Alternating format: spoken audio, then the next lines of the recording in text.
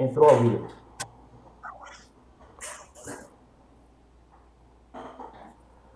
Bom dia a todos. Vamos iniciar agora a palestra sobre a missão Osiris-Rex ao asteroide Bennu. Presentes aqui na mesa, na sala, nós temos o professor Jean, o professor doutor Jean Paulo, da Universidade Federal do Recôncavo Baiano. Nós temos também presente, o Jorge sumiu, o doutor Jorge Formiga, da Unesp, do campus de São José dos Campos. E nós temos o nosso ilustre convidado, que é o doutor Josué. Ele está presente agora na Universidade de Ternion, e vou deixar ele fazer as apresentações.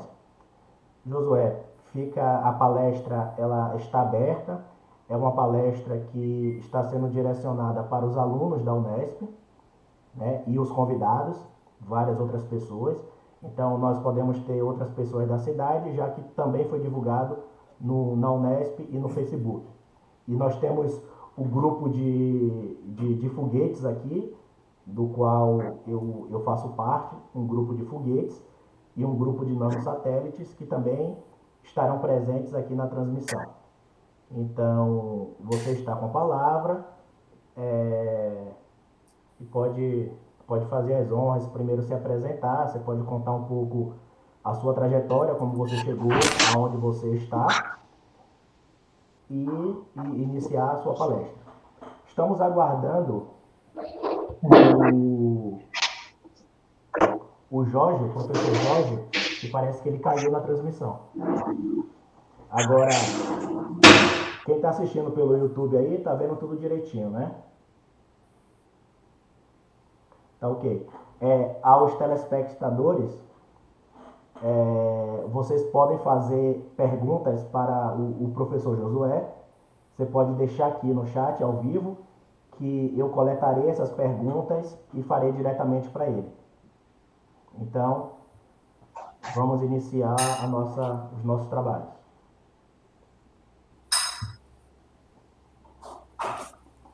Cadê o professor Josué? Com a palavra, o Dr. Josué. Bom dia a todos.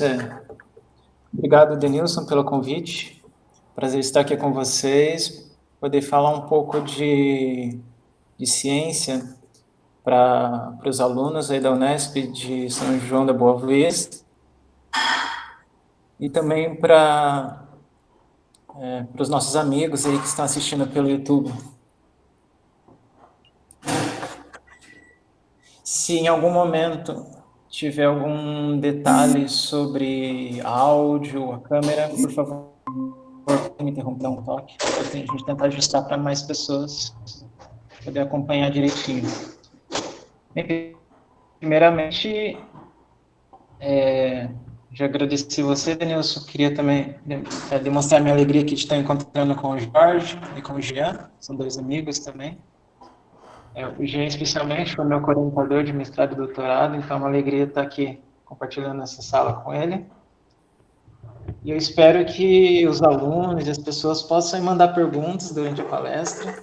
Se a gente souber responder, a gente vai respondendo. Vou falar um pouquinho dessa missão que tem estado tomando a mídia, né, que é os Osiris-Rex da NASA. Vou compartilhar aqui minha tela. Vejam se vocês conseguem ver. Eu preciso de permissão, Denilson, por favor. Para compartilhar? Isso. Ele apareceu o quê? Tá...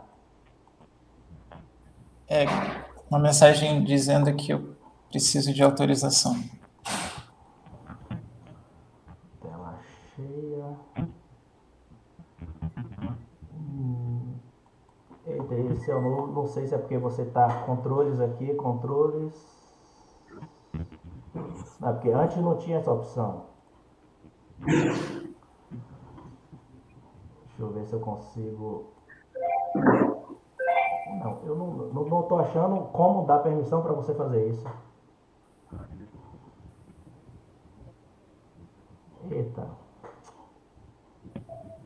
Tipo, acha. Ok, agora eu consegui, Ok. eu acho. Não deu certo. Não, você está transmitindo. Você está transmitindo a sua tela. Tava certo. Foi eu Olha, que Jean, tentei projetar aqui. Tá funcionando, José. Não tá pedindo liberação, não. Tenta de novo, por favor. Vai lá em apresentar agora. sim, no meu está dizendo, não é possível compartilhar sua tela, você precisa conceder as permissões. Só um minuto que eu vou tentar fazer. Será que é porque você tá fora do.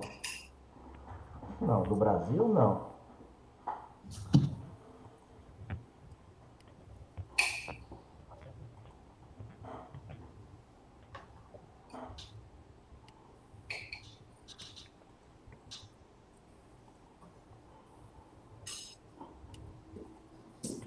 Deixa eu ver aqui.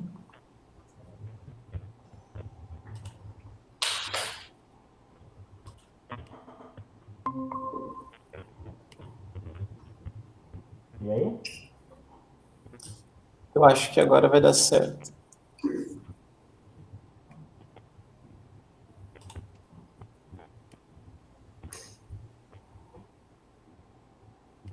Vocês conseguem ver a apresentação? Agora tá indo. Ótimo. Qualquer coisa me avisem, tá bom? Então, quanto tempo que eu tenho mesmo? 50 minutos. Coloca no Ok. modo apresentação. Não está no modo apresentação para vocês? Não.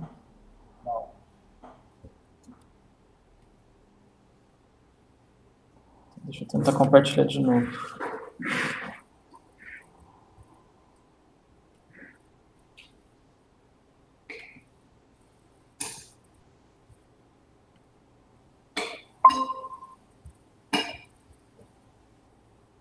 E agora? Sim. Ok. Desculpa, era um pequeno contratempo. Uma questão aqui com o navegador. Então vamos lá. A missão Osiris-Rex é o asteroide Bennu. Essa missão, ela são pelo menos 16 anos de planejamento. O pesquisador principal dela é o professor Dante Lauretta, da Universidade do Arizona. E ele não é, na verdade, o primeiro pesquisador selecionado para essa missão, como chefe. Havia um outro pesquisador que, infelizmente, no ano de 2011, faleceu. E o Dante Lauretta, que ele era um dos pesquisadores principais, mas não era o principal, ele foi então convidado pela NASA para a missão de pesquisador principal dessa missão. Mas assim, o planejamento, as ideias já começaram em 2004. A missão foi aprovada ali por volta de 2012, foi lançada em 2016. Vamos falar um pouquinho dela, porque bastante gente tem falado dela na mídia atualmente.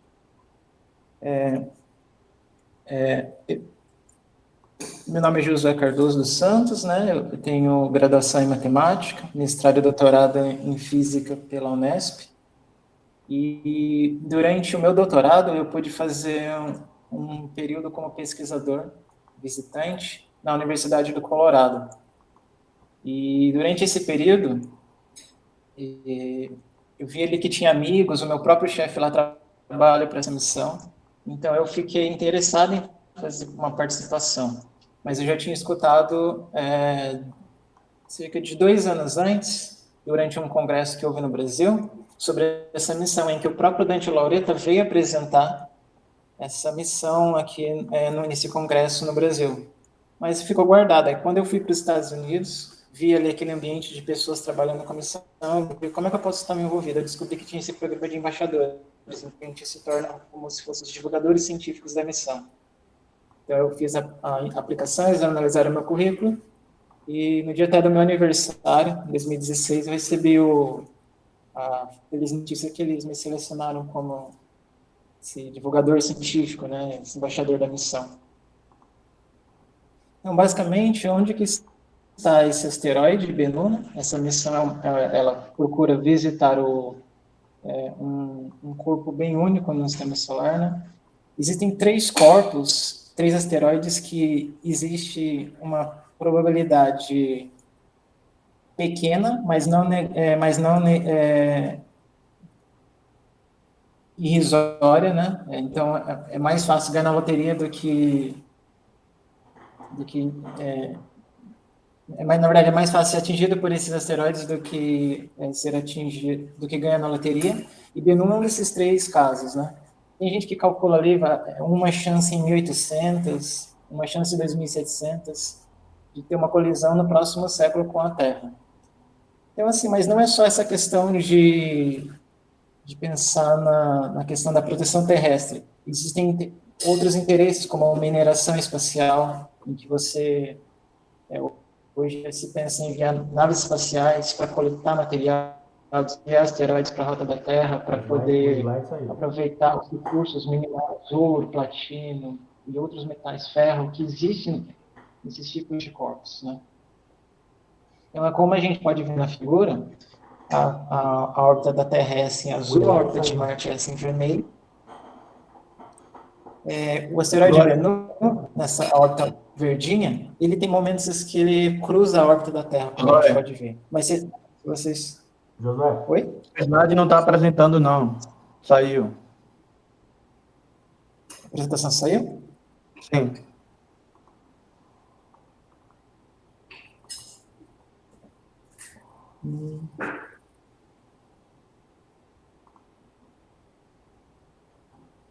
Não sei o que houve, perdão.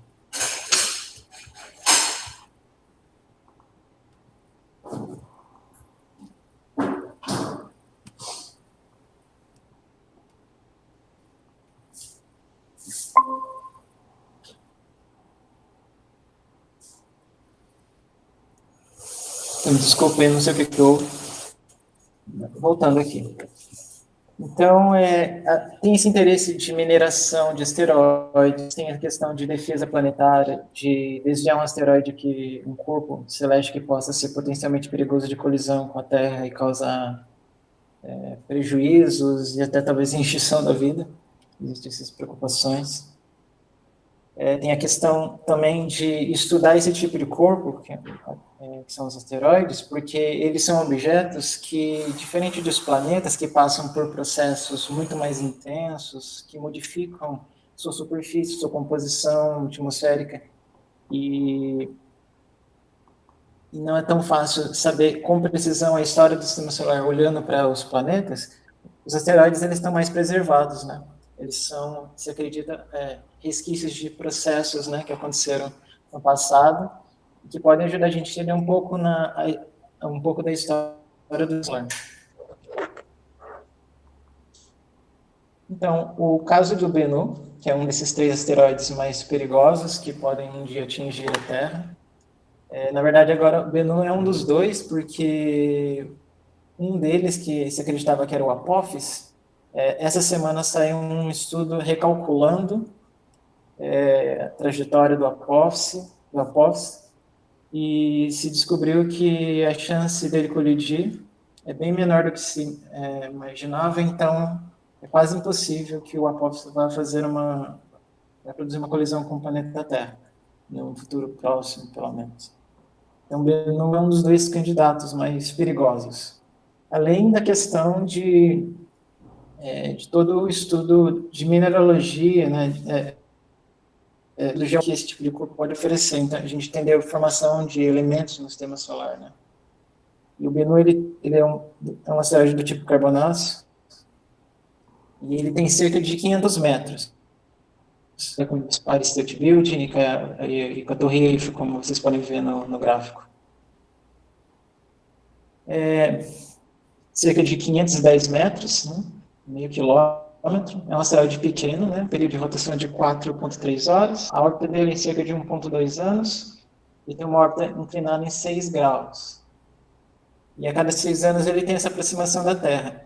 Então, como vocês podem ver, ele é um asteroide rico em carbono. Ele pertence a uma classe de asteroides com mais de 200 metros, que são os mais perigosos, né? Porque quanto menor os corpos, a chance de ele se deteriorar numa entrada na atmosfera são maiores, então a gente tem menos risco. Mas quanto maior, também dependendo do material dele for mais resistente, a chance de que uma pedra grande atinja o planeta se torna maior, então os riscos são maiores para nós. Então, e ele é um asteroide muito peculiar dentro de uma população aí de mais 7 mil asteroides que são próximos à Terra e de 500 mil asteroides que a gente conhece. Uma das coisas importantes que o não pode oferecer de estudo é o estudo de uma coisa chamada efeito Yarkovsky e também efeito York. Como vocês podem ver nessa animação, o Sol está na parte de baixo, né? E o que acontece? O asteroide, ele absorve energia solar, né, radiação solar, só que ele rotaciona. E quando ele rotaciona, e ele libera esse calor, por conservação, né, pelas leis de conservação da física que a gente conhece, vai acabar criando um pequeno impulso. E esse impulso pode modificar não só a órbita, como a rotação do asteroide. O que acontece? Esse efeito acumulado ao longo do tempo pode modificar a trajetória desse asteroide. Então, por exemplo, eu mencionei que o Apophis era um asteroide que se acreditava que tinha grandes chances de colidir.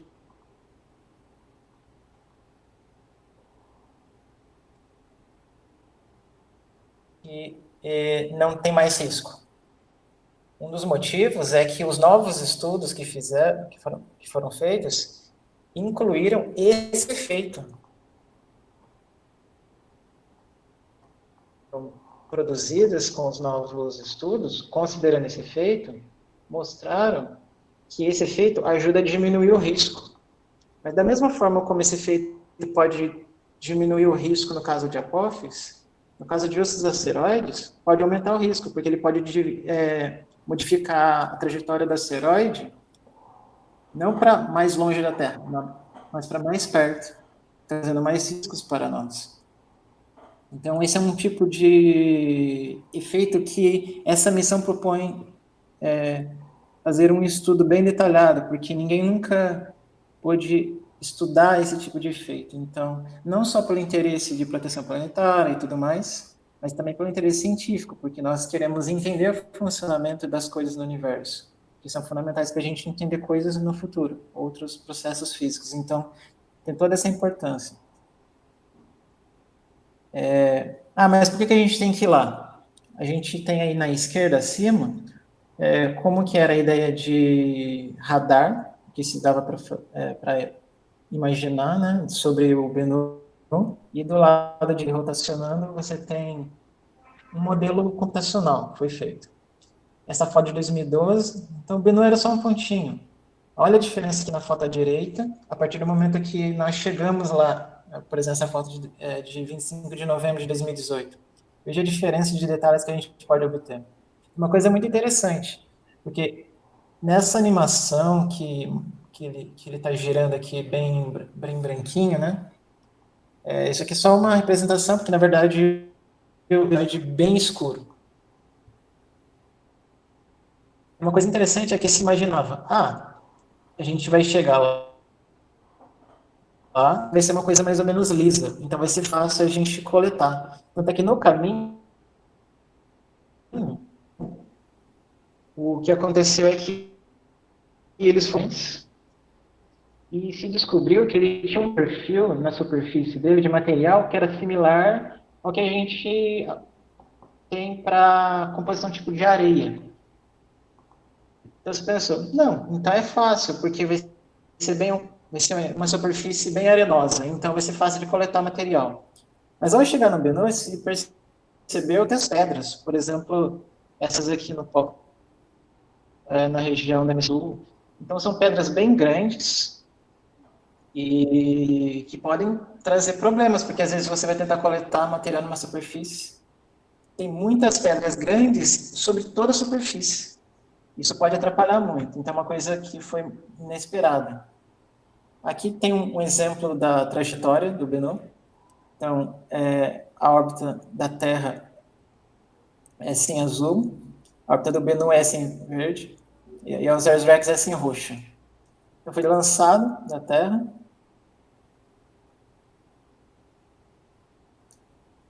Até o encontro, né? Saiu ali da órbita azul, né? Sai da órbita azul, ele vai dando suas voltas ao redor do Sol. Agora ele vai ter um pequeno encontro com a Terra, em que a gravidade da Terra vai ajudar a corrigir e mandar ele em direção ao asteroide. Aí ele vai ter um encontro ali com o asteroide.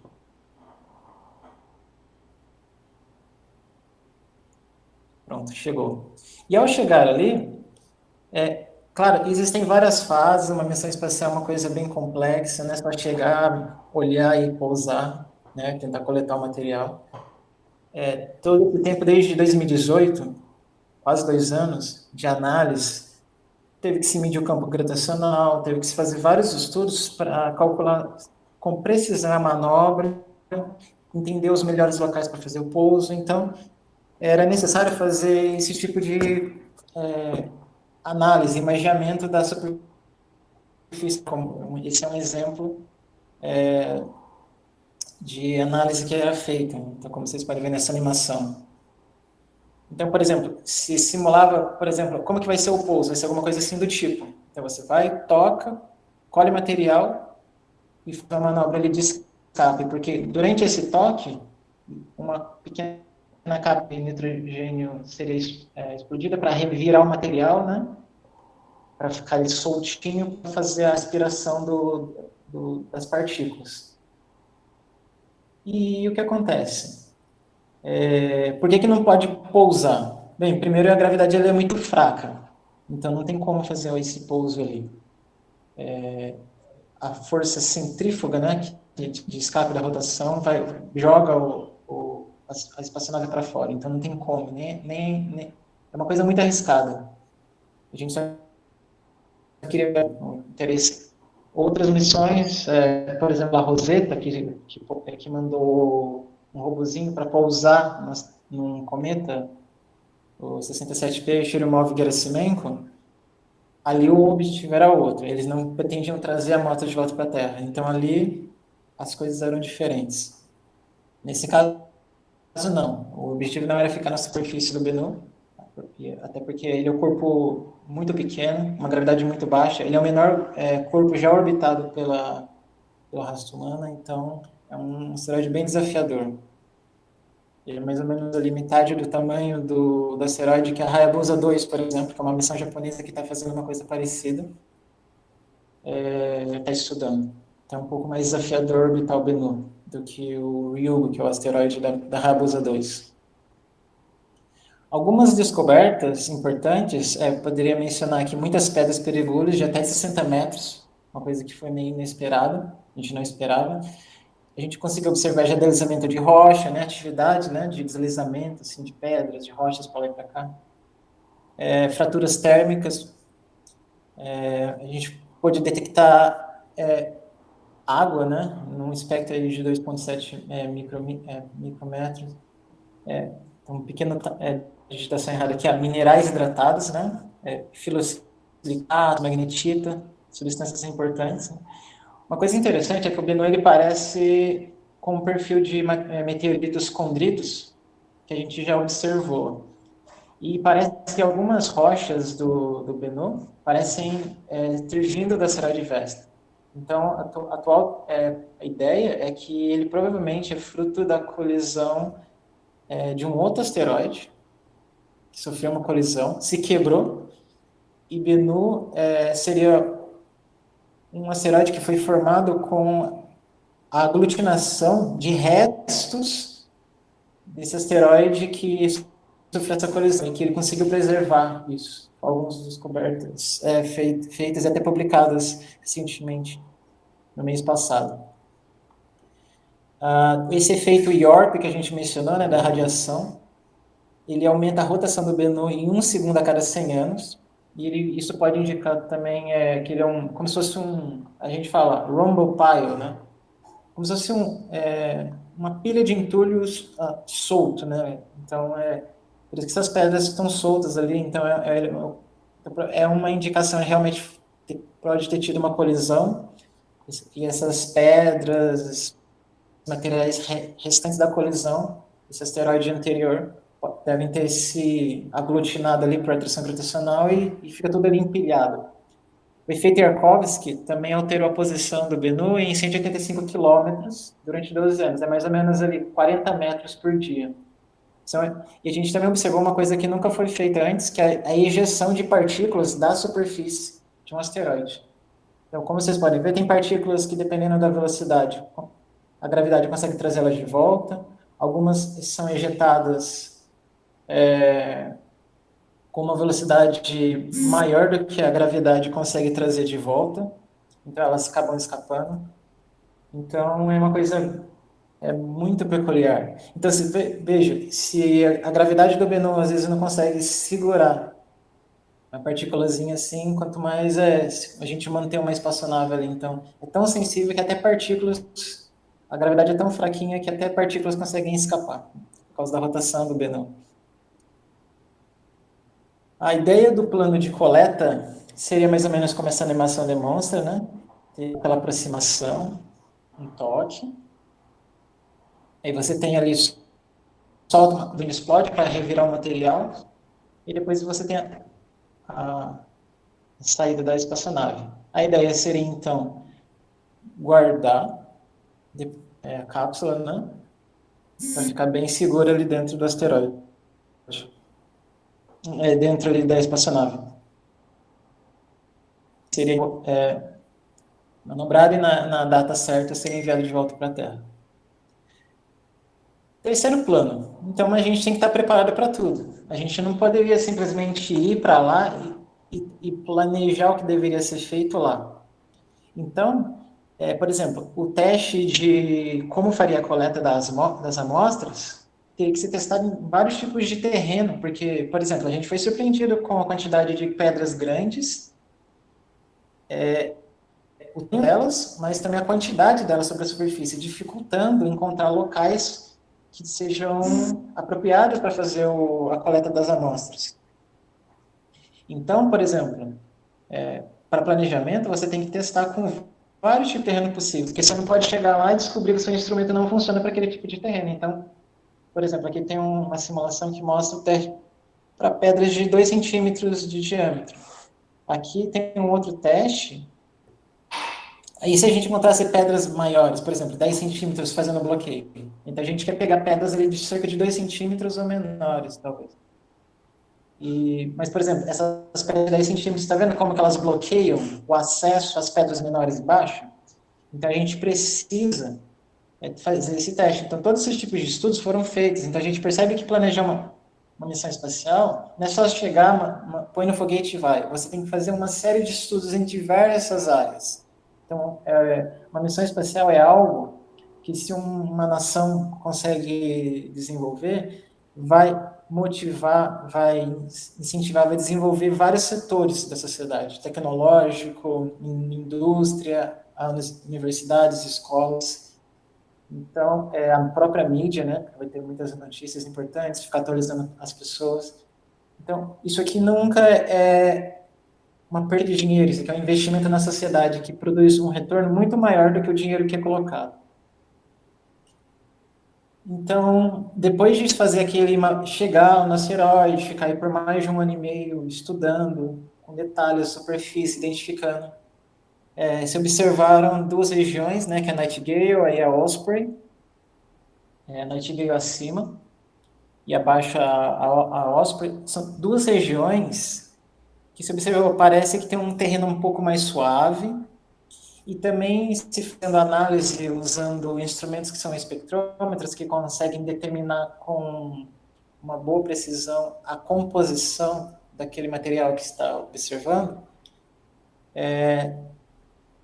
se pensou, não, essas 2 regiões são os 2 melhores candidatos por segurança, por facilidade de amostra, porque não tem pedras grandes ali do lado, que se tiver algum pequeno erro de cálculo, não corra risco de ter uma colisão com a pedra. Então, parece que são regiões que é mais fácil tocar e sair rapidamente.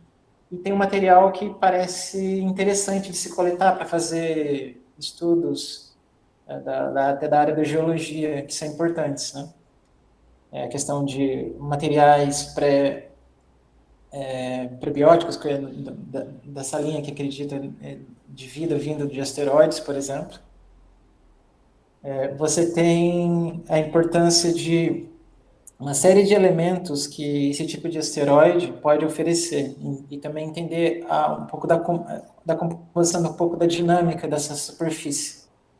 Então foi designada então a Nightingale como alvo primário.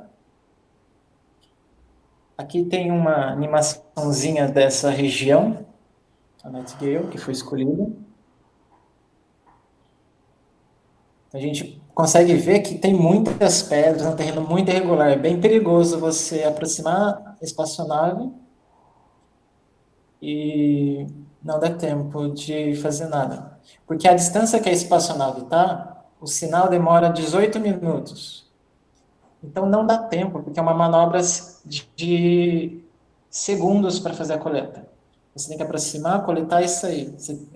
Coletar, ficar até 5 segundos e sair. Uma coisa que é muito rápida. Não dá tempo da gente esperar os 18 minutos para ficar mandando os comandos. Então, tudo teve que ser automatizado.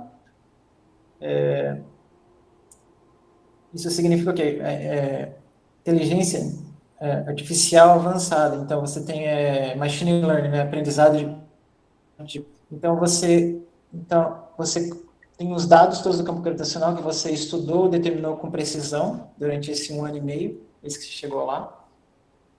E agora você consegue, então, carregar esses dados junto com uma série de outras coisas para que a espaçonave faça, no modo automático, toda a aproximação. Ela vai se aproximando aos poucos do asteroide para fazer o toque e já vai ali recalculando, né? Porque ela já tem essa programação interna que é inteligente, então ela consegue ir freando na medida certa para ela chegar com a velocidade adequada, fazer o toque, a coleta e tudo em processo automático, porque não dá tempo da gente mandar os minutos o retorno disso. Então, como que foi o toque? Foi mais ou menos essa animação aí que vocês podem ver. Esse toque.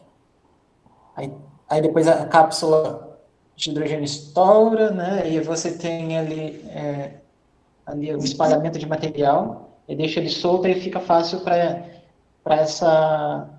esse coletor, né? Que ele é como se fosse um aspirador de pó. Como esses que a gente tem em casa hoje em dia, né? Redondinhos, eles sugam, né? O pó. Então a ideia é bem parecida. E ao se fazer a coleta, vira o braço mecânico para as câmeras, né? E se observou que estava tendo esse escape aí de partículas. E aí ficou se preocupado, nossa, e agora? Será que a gente vai perder muito material? E aí se descobriu que os 60 gramas esperados de material que deveriam ser coletados podem ter sido, em princípio foi calculado 400 gramas, mas há quem diga que podem ter sido até 2 quilos, o que é muito mais.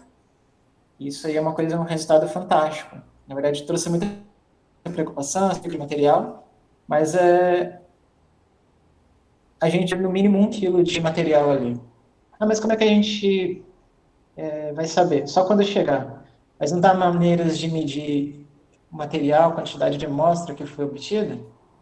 Até mas uma vez que a quantidade de material foi tão grande que encheu o compartimento, e é por isso que está tendo esse escape de material, se teve medo de fazer as manobras para fazer a medição da massa. Porque com essas manobras poderia produzir o escape, né? A ejeção de mais partículas. Então, preferi fazer o armazenamento, né? Como essas imagens mostram, são fotos reais, né? De como foi feito o armazenamento. Porque à esquerda a gente vê a cápsula se aproximando e aquela sendo acoplada. Na verdade, o aspirador se aproximando, e aqui a cápsula sendo fechada logo em seguida depois. Aqui tem um exemplo de como foi feito o processo. Então, ela fechada, selada, para que ela volte com segurança. Esse formato que ela tem, essa tampa, é justamente para sobreviver à entrada atmosférica, né, de uma material, o alto calor que tem quando volta para a Terra. Então, essa foi a decisão tomada. Por quê? Como que se faria a medição da massa das amostras? Seria basicamente, você tem o material ali no braço mecânico, se estende o braço e se faz giros em que você consegue medir uma coisa chamada momento de inércia. Uma vez que tudo sobre a espaçonave já é conhecido, a gente sabe mais ou menos quanto de inércia que esse giro teria, sem as amostras. Tendo as amostras, daria uma diferença. Então, medindo essa diferença do giro que a espaçonave teria sem e com as amostras, a gente consegue saber quanto de massa a mais tem naquele braço mecânico, e assim a gente consegue determinar quanto de massa foi coletado. Mas essa manobra foi abortada, como eu mencionei, por risco de perder material, né? Então, se preferiu garantir, né, um pássaro na mão do que 2 voando, como se diz. E, basicamente, depois, no ano que vem, por volta de março de 2021, no princípio, se vai fazer o envio de volta das amostras, a gente consegue ver essa animação mostrando como que vai ter o retorno, né? E o pouso é esperado ali para o deserto de Utah, onde será coletada essa cápsula e enviada para Houston, né? Centro Espacial da NASA em Houston, da onde esse material vai ficar armazenado. A gente espera que dê tudo certo, não tenha nenhuma contaminação, a cápsula sobreviva com perfeição essa reentrada. E assim, os resultados vão ser usados em diversas áreas de estudos, né? Mineralogia, petrologia. Tem um pessoal que gosta tem a questão de elementos químicos, estudar isótopos. Tem um pessoal da área de orgânica, né? Que procura entender se podem detectar moléculas que sejam importantes para a vida. Entender a história do sistema solar. Tem um pessoal da área de espectroscopia, né, que quer fazer conexões para entender um pouco melhor asteroides e meteoritos. Então, qual é a história? Então, entendendo essas conexões melhores entre meteoritos e asteroides, quando a gente encontra meteoritos aqui na Terra, a gente pode, talvez, conseguir entender melhor a história. O tipo como o asteroide tem a ver com aquele meteorito, então a gente pode entender um pouco de tipos de impactos que nós tivemos no passado. Como eu mencionei, um outro aspecto é a parte térmica, né? Que é essa questão do entendimento do efeito Yarkovsky, também do efeito York. E aqui a gente vê várias equipes, vários tipos de pessoas que estão envolvidas nisso. E, claro, os centros de pesquisa de todo mundo, universidades que têm interesse em fazer estudos com essas amostras, vai estar disponível. Basicamente, a pessoa vai ter que escrever um projeto, mandando para ele. Se a pessoa tiver bons argumentos, bom valor científico, eles vão ceder as amostras para essa equipe fazer o estudo da amostra para obter informações importantes para o nosso entendimento do universo. E, claro, além de todos esses retornos, tem toda a questão de futuros cientistas, né? Porque tem toda a parte educacional que é envolvida com isso, né? O trabalho de embaixador envolve fazer palestras como essas, né? Para estudantes, universidades, escolas. Tem material didático que a gente pode estar oferecendo. Quem tiver interesse, a gente pode entrar em contato, né? Tem o Denilson e o Jean, os estudantes, e outros, né? Outros professores podem entrar em contato. Tem escolas públicas que a gente pode combinar, a gente prover material, atividades com os estudantes. Porque a ideia é ter essa parte da divulgação científica.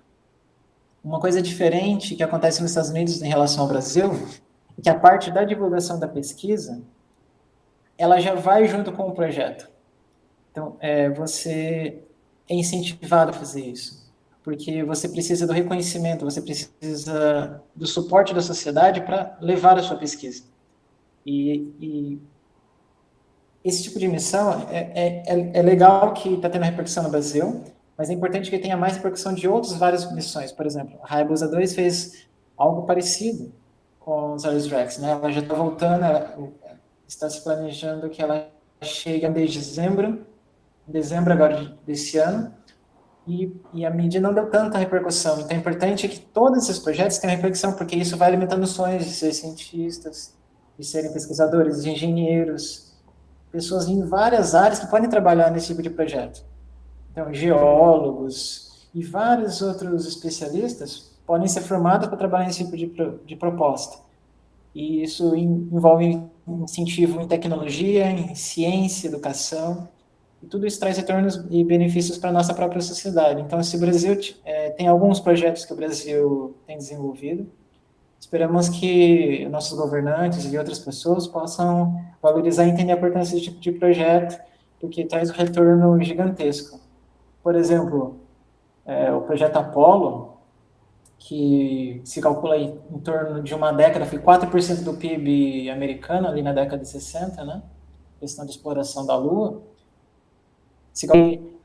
Há quem diga que para cada dólar investido, houve um retorno de $7 em benefício para a sociedade americana, porque o que de áreas da ciência, da tecnologia, da indústria e de profissionais na área da educação que foram formados e foram desenvolvidos para esse projeto, trouxe um impacto econômico e social gigantesco sobre os Estados Unidos.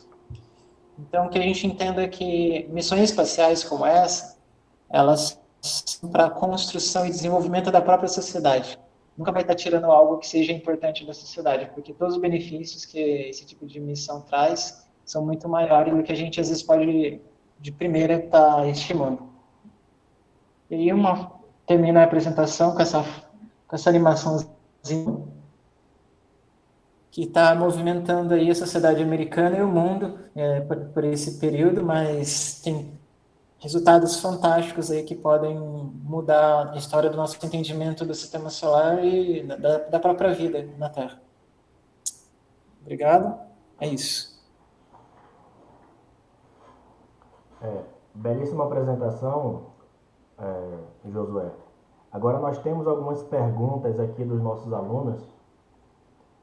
Né? O aluno Rafael Joaquim, ele perguntou aqui quanto tempo irá levar. Algumas perguntas já foram respondidas durante o processo, mas seria só porque eles fizeram as perguntas durante a apresentação, né? Quanto tempo irá levar para concluir a missão? Essa seria uma pergunta. Então, a missão completa, qual foi o tempo total entre enviar a nave sair e as amostras serem depositadas lá no deserto de Utah? 7 anos, mais ou menos. Se calcula, porque o lançamento foi em 8 de setembro de 2016, e a previsão de retorno está para setembro de 2023. Mas os projetos iniciais iniciaram quanto tempo antes? 10 anos, você falou cerca, né? A aprovação da missão foi em 2012.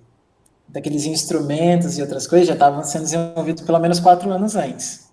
Mas a ideia, escrever, bolar, juntar cientistas, fazer reuniões, começou em 2004. Então, olha para vocês verem uma coisa importante. Por exemplo, a missão Cassini, fantástica, né, que teve ali ao redor de Saturno, a gente vê fotos lindas de Saturno. Aquela tecnologia das câmeras é da década de 80. Então as pessoas falam, nossa, tinha câmera digital? Bem, essas câmeras digitais que a gente usa hoje começaram a ser desenvolvidas para a missão Cassini lá na década de 80.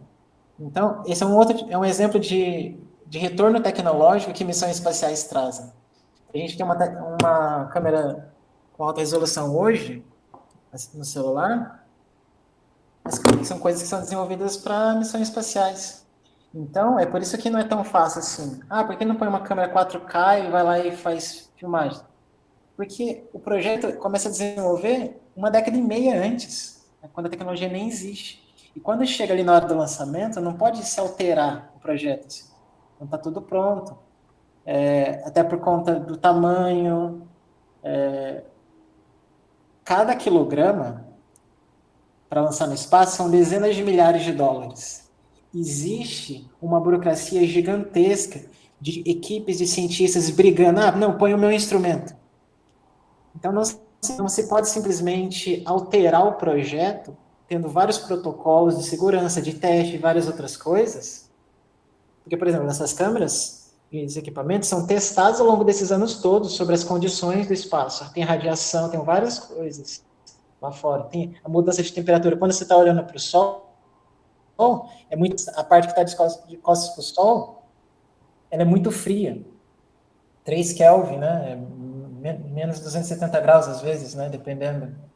Então, tem uma série de coisas que não é simplesmente você lá e põe, troca a câmera, troca esse equipamento, troca aquilo. Então, leva-se muito tempo, né? Quando teve agora o sucesso da coleta, entrevistaram o Dante Lauretta e ele falou, o que você está sentindo? Ele falou, eu estou flutuando, são 16 anos da minha vida trabalhando com isso. Então, eles estão pegando os louros, né? Os parabéns agora, mas de coisas que eles começaram a trabalhar lá em 2004, por exemplo. 8 anos para aprovar a missão, 4 anos para desenvolver e lançar, e agora mais 4 para fazer a coleta, e ainda falta mais 3 para voltar para a Terra. Tomando gancho nessa parte de voltar, a Larissa Araújo, ela perguntou quais são os principais desafios para a volta. Quais são as principais preocupações, quais são os principais desafios para o retorno seguro dessa cápsula? Uma coisa importante a gente tem que ter a certeza que está bem vedada a cápsula, né? Porque essa é a terceira missão na história que faz isso. Ir lá coletar material de asteroides. Mas os outros 2 asteroides, das missões Hayabusa 1 e 2 dos japoneses, eram asteroides diferentes. Então, não significa que é uma coisa redundante, é uma coisa nova, porque é um tipo de asteroide com um risco para colisão com a Terra totalmente diferente, a composição da superfície é diferente. Então, são 3 missões com... proposta é a mesma de trazer material, mas os materiais são diferentes, os resultados e entendimento do universo que a gente pode ter de cada uma é diferente. A Hayabusa é da de 2006, mas ela teve problema na reentrada. Então, há quem diga que pode ter tido contaminação ali com as partículas da atmosfera. Então, a ideia de você ir buscar material no espaço é justamente porque pedras que vêm do espaço e entram, elas vão sofrer os efeitos da física da Terra. Atmosfera, a radiação e outras coisas que quando a gente vai coletar, já está contaminada. A gente quer saber como que é a fonte crua, sem contaminação. Então, a gente tem que garantir que vai dar tudo certo nessa reentrada, tá tudo bem vedadinho, torcer para que dê tudo certo, para que o material que a gente, quando abrir a cápsula, possa ali analisar algo que está ali, não se sabe, né? Pode ser milhões, bilhões de anos ali preservado. Então, é uma coisa assim que a gente torce muito para que dê tudo certo e tem muito mais material do que se planejava, né? De 60 gramas, pode chegar talvez até 2 quilos, pelo menos mais de 1 quilo a gente acredita que tenha lá.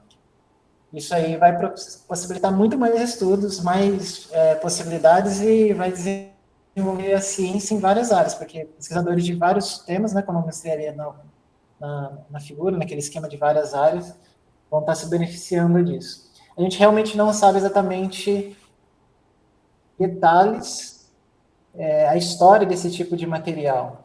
E quando que houve essa colisão com o asteroide anterior, o estudo do Bennu, desses materiais, é o que vai propiciar um entendimento melhor. Interessante que uma das descobertas recentes é que quando fizeram essa análise ali da região do pouso,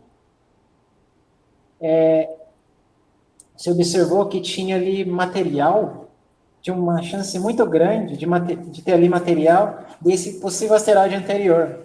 Então, uma vez que a amostra que foi coletada foi bem grande, E naquela região, se acredita até o momento que dentro dessa quantidade de material que foi coletado e que vai chegar na Terra em 2023, pode ter muito material, muito resquício do asteroide anterior.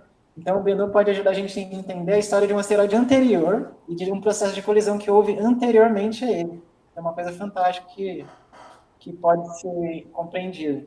Então, mas o maior desafio realmente é a cápsula sobreviver, não ter uma contaminação, abrir ali um pouquinho.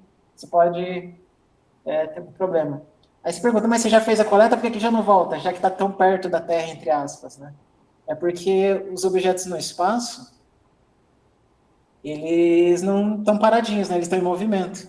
Então, tem as épocas exatas que você consegue fazer o envio para chegar na data certa. Então, não adianta a gente enviar agora, por exemplo, que não vai encontrar com a Terra na data calculada. E aí pode aumentar muito mais. Um caso aconteceu da missão Akatsuki, que foi para Vênus.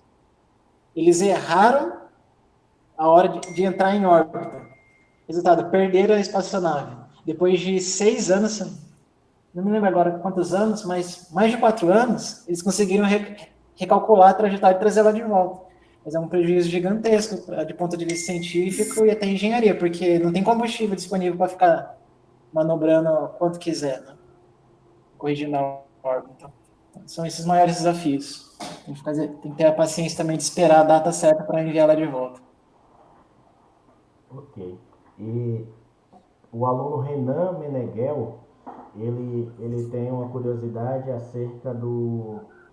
Ele solicita que, se você puder falar mais sobre o coletor, né? Você pode até mostrar de novo a imagem do coletor. E se você puder dar mais alguns detalhes acerca desse coletor, seria interessante. Deixa eu colocar aqui.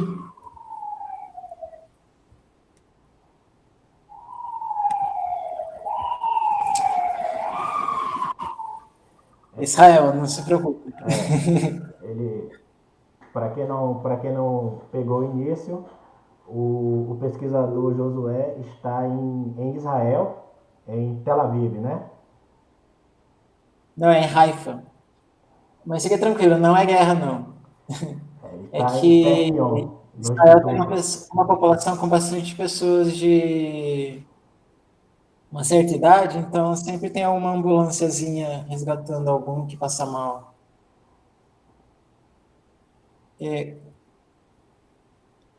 Não está apresentando. Não? Não, ainda não. Não sei, eu acho que tem um atraso. E tem maximizar, ver se aparece. Você tem que apresentar o específico.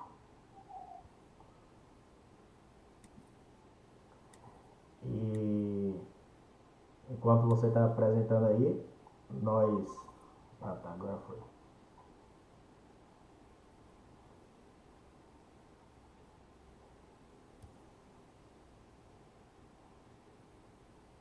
Aqui tem os testes, né? Essa animaçãozinha sobre a coleta, né? As amostras. Ali nesse braço mecânico, na ponta dele, nesse aspiradorzinho de pó, tem ali uma cápsula de nitrogênio, desculpa, N2, que estoura, né, para fazer o espalhamento ali do material, porque a gente não sabe quanto tempo que está ali. Exatamente. Então pode, às vezes, forças moleculares, né, podem estar colando ali as partículas e também pode ter pedras bloqueando o caminho. Então é importante que faça esses testes. Aqui um exemplo, por exemplo, se só tivesse pedrinhas e material mais arenoso, é mais fácil de fazer a coleta do material, como pode se ver nessa animação. Agora, se tiver, olha para você ver a dificuldade que se cria tendo pedras maiores no caminho. Como a gente pode ver, né, nas fotos reais, era muito, também nas animações baseadas nos dados obtidos, tinha muito mais pedras e maiores do que essas aí.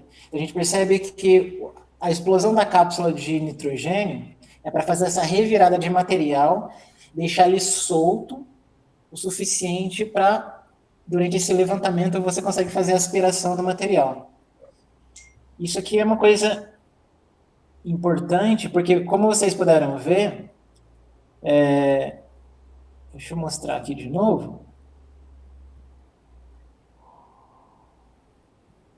Se a gravidade do asteroide é fraca o suficiente para produzir esse desvio, essa ejeção de partículas, imagine se você causar um estouro.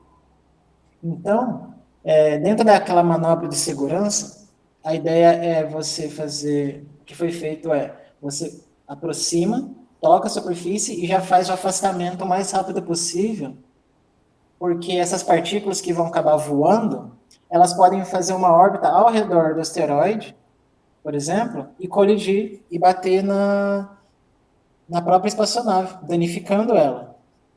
E seria uma coisa terrível. Então é por isso que você tem que fazer o toque, causa o estouro, que vai remexer o material da superfície, faz a sucção do material e já uma manobra de afastamento o mais longe possível de uma... Claro, como que você sabe a altura que você tem que ir?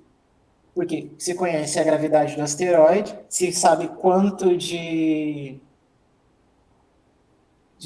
impacto que esse estouro vai causar, então as velocidades que essas partículas da superfície vão ter, aliado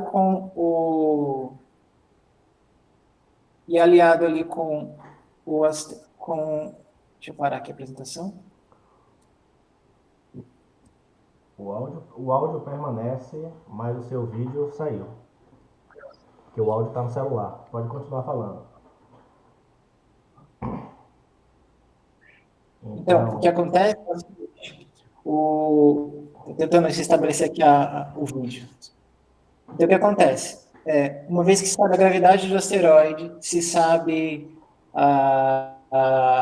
o tamanho do impacto, né, que esse estouro da cápsula de nitrogênio vai causar, você consegue saber quanta de velocidade ele vai ter e quanto que essa velocidade vai relacionada ali ao campo gravitacional do asteroide. Então, você consegue saber mais ou menos, se prever com uma certa precisão, como que vão ser as órbitas que essas partículas vão ter. Então, você sabe mais ou menos as altitudes que elas vão atingir e se tem risco de bater ou não na espaçonave. Então, você coloca numa altitude, depois que você faz o afastamento do asteroide, você afasta a espaçonave para uma altitude que você mais ou menos já calculou que ali as partículas não vão alcançar aquela altura depois que elas serem atingidas.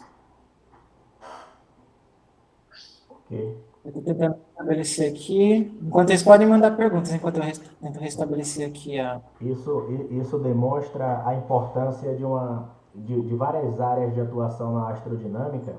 Por exemplo, a atuação aqui do professor Jorge Formiga, da Unesp de São José dos Campos, que trabalha com nuvens de detritos espaciais. A área de atuação aqui do professor Jean Paulo, da Universidade Federal do Recôncavo Baiano, que trabalha com detritos também, detritos espaciais. Nós três trabalhamos nessa área, mas com atuações diferentes, né? Então, nós temos a preocupação em analisar a evolução de detritos. Eu vi que após o impacto ou determinada a explosão lá no asteroide, foi formada uma nuvem de detritos. Então, a minha preocupação é exatamente qual a evolução dessa nuvem ao longo do tempo. Tanto a nuvem que pode estar em um asteroide, como em torno de algum planeta, e pode atrapalhar exatamente o sistema de comunicação, né? Ou chocar e destruir a parte da própria espaçonave, né? Então... Exatamente. Tinha uma outra pergunta aqui. Não, eu acho que as perguntas foram feitas, o pessoal está tímido. O Wesley acabou de fazer uma pergunta. Qual o tempo de coleta? Tempo de coleta... Ali a manobra para fazer a coleta era cerca de, no máximo, 5 segundos. Eu realmente tem que estar tudo automatizado. São 20 anos de missão, aproximadamente. para o ápice ser resolvido em 5 segundos. Tem mais uma pergunta aí, né? Qual é a massa da sonda?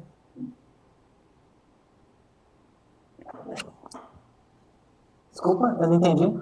A massa. Pergunta, já. A massa, não estou lembrando agora de cabeça. Eu posso verificar aqui.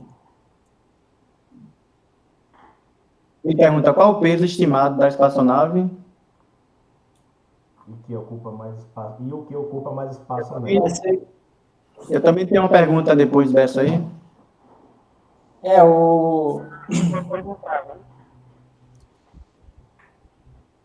A massa da espaçonave de lançamento foi lançada com mais de 2 quilos. Mas a massa mesmo dela é cerca de 880 gramas. É pequeno, né? Na verdade, não é que é pequeno, o material é leve, né? Então, por exemplo, a área de materiais, engenharia de materiais e outras áreas do tipo, engenharia física, são altamente requisitadas, porque tem que desenvolver material resistente, leve, é uma coisa, assim, fantástica. A tecnologia que eles desenvolvem, tudo isso depois é utilizado depois em aviação e tudo mais. Então, o pessoal da engenharia aeronáutica, né, que eu acho que a maior parte dos estudantes que estão assistindo é da engenharia aeronáutica, essa tecnologia aqui é a tecnologia que vocês vão utilizar em aviões também. Os princípios são os mesmos, porque você tem que desenvolver materiais mais leves, porque quanto mais pesado, mais caro, né, porque você tem que gastar mais combustível para poder voar com isso, né? Então, são coisas assim que aqui é a vanguarda, aqui se desenvolve coisas para casos extremos, que é como o espaço exterior, e depois a gente adapta isso para o planeta Terra, como várias tecnologias, né? Por exemplo, a gente já mencionou aqui as câmeras digitais. Então, basicamente é isso. Perfeito. Eu tenho uma pergunta, mas antes da pergunta, parabéns, Josué, pela excelente apresentação, de informações importantes. Realmente não dá para mudar, né? Antes da minha pergunta, realmente não dá para mudar o projeto em cima da hora, mandar uma câmera, né, de máxima resolução no momento do lançamento, e chegar lá, essa câmera sendo, né, fantástica, muito boa, qualidade excelente, mas chega lá, ela não funcionar, falhar em algum momento, não dar certo lá no espaço, e aí você perder a missão, né? Então, realmente, o projeto em cima da hora não dá para fazer isso. Mas as pessoas, sim, pensando na qualidade das imagens, né? Querem ver logo essas fotos e tal.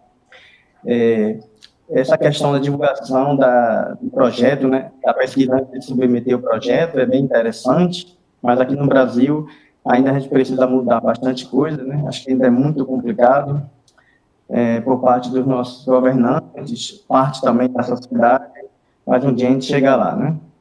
A minha pergunta é uma pergunta bem básica, o que acontece com a sonda após o descarte da carga, né? Ela reentra na atmosfera da Terra, ou ela sai, continua no espaço, vai fazer uma outra volta, alguma coisa assim? Em princípio, está em aberto ainda, né?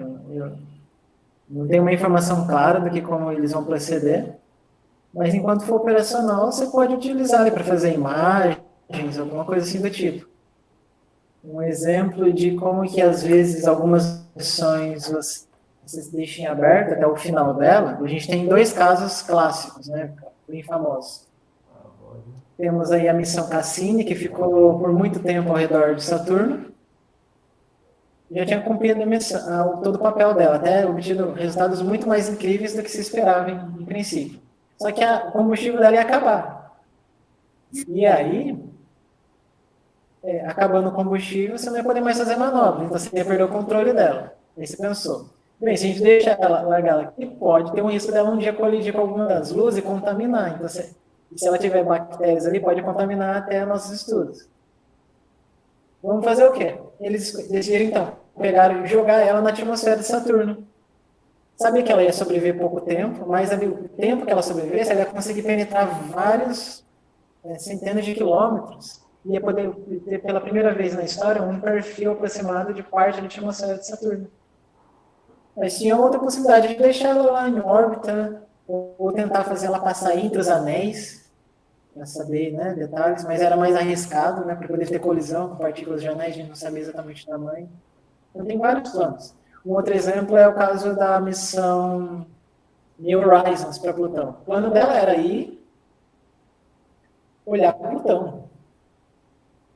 Depois que passou por Plutão, ficou em aberto. Aí conseguiram encontrar um outro corpo lá, né, que a princípio chamaria de Ultima Thule, né? Acho que não me engano agora é a Kouroots, né, que parece ela tem um boneco de neve, né? Um corpo maior com uma outra que parece uma cabecinha, né? Um corpo, como se fosse um osso deformado, né? Um lado um pouco maior do que o outro, como se fosse um boneco de neve mesmo. E agora que já passou por ele, já estão pensando, tem combustível, vamos aproveitar, vamos ver se a gente consegue encontrar algum outro corpo e continuar estudando. Então, vai deixando aberto, se for bem sucedido, o próximo objetivo eles vão usando enquanto dá. Por exemplo, as próprias Voyagers, lançadas lá em 77, elas ainda estão sendo úteis para a gente medir vento solar na fronteira do sistema solar. Então, não foi planejado para isso, não foi planejado para passar pelos planetas gigantes e observar eles. Mas viu que cumpriu a missão, ainda tem combustível, ainda tem alguma coisa, energia, então vamos embora, vamos adaptar o que tem para fazer outros estudos. Então a gente vai se adaptando e deixa em aberto possibilidades que surgirem, se discute a melhor e se vota e toma uma decisão. Mas só um detalhe sobre um comentário anterior a essa pergunta, Jean, sobre câmeras. A missão MMX, né, MMX, né, que é explorador das luas marcianas, né, Martian Moons Exploration, da Agência Espacial Japonesa, eles vão enviar em 2024 uma nave espacial para fazer algo parecido com isso que a Osiris-Rex está fazendo, né, que as Hayabusas fizeram. Só que agora, pela primeira vez na história, em uma outra lua.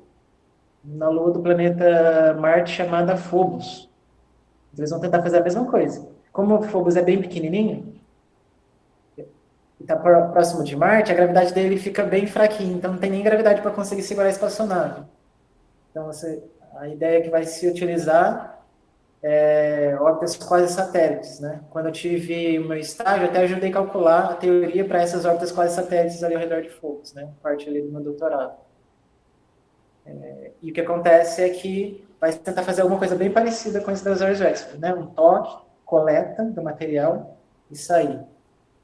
E para essa missão, para atender ao clamor popular, né? Até de alguns negacionistas científicos, né, sobre fotos, vai ser colocar uma câmera 4K e uma 8K também nessa missão. Então, para não ter desculpa de que está faltando dados, né? Porque tem espaço limitado na missão. Não pode ficar perdendo espaço de um equipamento científico para colocar foto, uma câmera só para tirar foto e atender a curiosidade de alguém. É importante ter um instrumento que vai trazer um monte de informação científica valiosa, uma missão de centenas de milhões, no caso da Osiris-Rex, 1,16 bilhão de dólares. Você não pode ficar desperdiçando espaço só para agradar curioso, assim, entendeu? Sendo que os instrumentos lá podem obter essas imagens e dar o suficiente para a gente fazer essas simulações, que são o suficiente para a gente entender, né? Tem fotos bacanas também, porque essas animações que vocês conseguiram ver, boa parte delas, animações assim, montagem de vídeo, são fotos que vão tirando e formam o vídeo, né? Então, é qualidade suficiente para a gente entender e ver coisas incríveis, né? Mas agora, a missão MMX vai levar câmeras 4K e 8K para o espaço. Então, para quem quer fotos nessa qualidade, só esperar elas em 2024. Ok, obrigado. Eu posso fazer uma pergunta agora? Josué, parabéns pelo trabalho aí desenvolvido, parabéns pela apresentação, uma bela apresentação mesmo, como o Jean disse. Eu tenho só um comentário aqui, depois mais duas perguntinhas rápidas. Um comentário sobre essa questão que você estava falando sobre deixar em aberto, né, para fazer outras explorações em relação à sonda, mas eu estive olhando nos trabalhos aí sobre a lei de proteção espacial, e essa questão de deixar em aberto, que no futuro vai estar se acabando, né? Porque os projetos, elas vão ter que ter um destino final para isso, né? Devido a esse problema que nós estamos tendo aí com os defeitos espaciais tomando conta do nosso espaço, né? Ou seja, o projeto vai ter que ter lançamento, né? O propósito, e também o que é que nós vamos fazer com ele no final, o descarte. Essa questão de deixar aberto no futuro, isso vai estar se acabando, né? Ele vai ter que saber, Sim. na hora que sai, tem que saber o que vai ser feito na volta. Né? É um comentário que eu achei bem importante. É importante esse comentário, Jorge, porque essa questão de deixar em aberto é para essas missões de espaço profundo. Os satélites ao redor da Terra, como você falou, a gente está populando a região ao redor da Terra. É proibido você lançar algo sem ter já o plano e os recursos para trazer isso de volta. Você tem que limpar. Né? Então, tem esses estudos para limpar o que está lá, coisas antigas, né? Asteroides da década de 60, 70, 80 e outras coisas.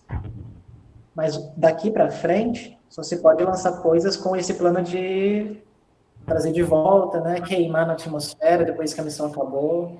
Então, e por isso que tem um estudo, né? A área que vocês aí trabalham, de diretrizes espaciais, é fundamental, porque faz parte das políticas das nações para o futuro. Daqui para frente é mandatório, você tem que dar um jeito de remover isso depois que a sua missão terminou. Agora, para o espaço profundo, é mais ou menos naquele modelo que eu mencionei. Tá. Tem duas curiosidades, né? Na área de manobra, eu estava trabalhando um pouco com isso também junto com o professor Denilson, quais os tipos de manobra para alcançar o asteroide? Você conhece? Você poderia repetir, por favor, a pergunta? Está dando uma falhadinha. Só em relação a realizar uma manobra para chegar no nível correto? Você tem definido quais tipos de manobra foram utilizados para encontrar o Bennu? É a primeira pergunta. No caso do Bennu, foi feito o lançamento junto com a Terra, né? E depois de um certo período, houve uma manobra de assistência gravitacional, em que tem aquela simulaçãozinha, eles saem juntos. Depois eles vão ter um encontro no qual a espaçonave vai usar a gravidade da Terra para redirecionar ela em direção ao Bennu. Como o Bennu está 1,2 unidades astronômicas, ele está perto, é mais fácil. Não foi algo muito complexo. E chegando lá, como acontece? Quando a gravidade da Terra redireciona e dá uma energia diferente para a órbita da espaçonave, ela vai chegar com a velocidade relativa bem próxima do Bennu. Então, eles vão estar voando juntos, vão ser tipo orbitais ali. E chegando lá, aí você tem que ter todo aquele combustível para fazer aquelas manobras, né? Triangulação, órbitas polares, órbitas equatoriais, que você tem que fazer observações de toda... Então, tiveram, na verdade, várias fases orbitais. Pelo menos 3 fases orbitais ao redor. Fases de orbitar de vários ângulos diferentes para poder determinar com precisão um campo gravitacional, fazer imageamento da superfície.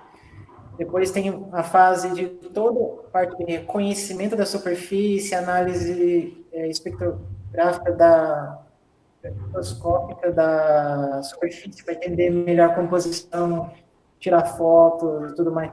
Então tem várias fases. Então, porque todos esses dados vão ter que estar de alguma maneira vão ser usados para fazer o planejamento para saber que tipo de dados você vai carregar para fazer aquela manobra automática do pouso. Na verdade, não é um pouso, é um toque, aspira e sai. Então, em manobras de hovering, né, que a gente fala, né, você planando sobre, né, você fica lá, tem aquela parte que você fica parado, né, e o sensor fica lá mapeando. fatiando, né? Mapeando. Tem vários tipos de manobras, porque você tem que fazer várias coisas, né? Tem que caracterizar a superfície, determinar a composição, calcular o campo gravitacional, indiferenciar altitudes. Então, teve aproximações bem grandes. Houveram testes que você aproxima e volta. Sabe aquele teste para saber como que seria o comportamento perante essa aproximação para fazer a coleta. Houveram testes assim, aproxima e volta, para saber como que a gravidade bem próxima poderia afetar. E nesse regime ele tem as pedras, então é uma coisa bem complexa, bem desafiadora. Demorou 1 ano e meio, desde que chegou em dezembro de 2018, só agora que foi feita a coleta. Quase 2 anos de estudos ao redor dele para saber com segurança, mesmo assim tinha muito risco ainda. E por último, José, essa é uma dúvida, aqueles fragmentos que você mostrou à população, o ar saindo do menu, ali foi a prova do toque, foi isso? Aquela animação com as partículas saindo? Sim, com aqueles fragmentos com o órgão pode aparecer. Não, aquela lá são partículas naturalmente ejetas. Então a minha dúvida é isso. Você já conheciam que existiam essa poeira aí, essa fragmentos? Não, eu sabia. Não sabia. Foi a primeira vez na história que se observou injeção de partículas de asteroides. A gente pensa que só existe injeção de material em cometa, né? Gases ali. Mas no caso, a gente descobriu agora, no caso do Bennu, que a gravidade dele é tão fraca e a rotação dele é rápida o suficiente para força centrífuga vencer a gravidade em determinado momento. Algumas conseguem escapar, outras não são ejetadas, também depende do ângulo que elas vão estar, né? Porque às vezes estão numa cratera, um ângulo assim, elas acabam... Mas existe... Isso aí demonstra que tem uma atividade ali de modelagem da superfície, se bobear. Se ficar um risco para a missão, essa nuvem podia ter prejudicado o toque, né? Isso adicionou, porque, por exemplo, essa coleta de material deveria ter sido feita em junho. Por que aconteceu agora? Porque aconteceu agora em outubro, porque se descobriram coisas desse tipo, né? Uma superfície com muito mais pedras maiores, essa gravidade produzindo partículas que você aproxima, pode ter colisão, então você tinha que tomar... É um mini replanejamento dentro do planejamento. Então, mesmo com toda aquela preparação, você chega lá e você pode ser surpreendido. Então, realmente, isso é a necessidade de várias áreas estar fazendo estudo anteriormente. Por isso que demora tantos anos. Você tem que estar pronto para todo tipo, e mesmo assim, chegando lá, você nunca está 100% pronto. E existem muitos riscos. Obrigadão aí, viu? Realmente é uma vanguarda do conhecimento humano, né? Várias áreas integradas, né? Assim como, por exemplo, tem um acelerador de partículas lá na Suíça e na França, né, o LHC, também envolve várias áreas. Essas áreas de fronteira do conhecimento são fascinantes e convidam todos a estar participando. Obrigado, Lula. Parabéns aí, viu? Boa sorte aí no próximo trabalho. Valeu. Obrigado. Então, nós, em nome da Unesp e da Universidade Unesp do campus aqui de São João da Boa Vista, a Unesp de São José dos Campos, com a presença do professor Jorge Formiga, a Universidade Federal do Recôncavo Baiano, com a presença do professor Jean Paulo. Nós agradecemos a sua palestra, achamos bastante produtiva. E a gente vai estender o convite para depois, pessoalmente, você, em algum momento, você fazer uma palestra ou algo parecido aqui conosco. Então fica aberto o convite, o nome da instituição. E agradecemos pela sua disposição de nos presentear com essa palestra, principalmente agora que a missão terminou de ser feita e está no auge, algo bastante complexo. Então, muito obrigado em nome de todos aqui. E vamos encerrar a transmissão para o vídeo não ficar muito, muito longo, né? Tem alguma coisa para falar, João? Eu gostaria de falar apenas que eu assisti o momento do toque. Alguma coisa, Jorge? Parabéns pro meu filho. Parabéns, obrigadão. Então, muito obrigado, Josué. Em nome dos meus alunos Eu que aqui. agradeço aí. É uma honra estar com vocês. Tá. Muito obrigado. Eu vou encerrar a transmissão ao vivo lá e a gente pode ficar conversando aqui, se for o caso. Então, muito obrigado. Até mais. Pode aguardar aí. Já encerrou no YouTube.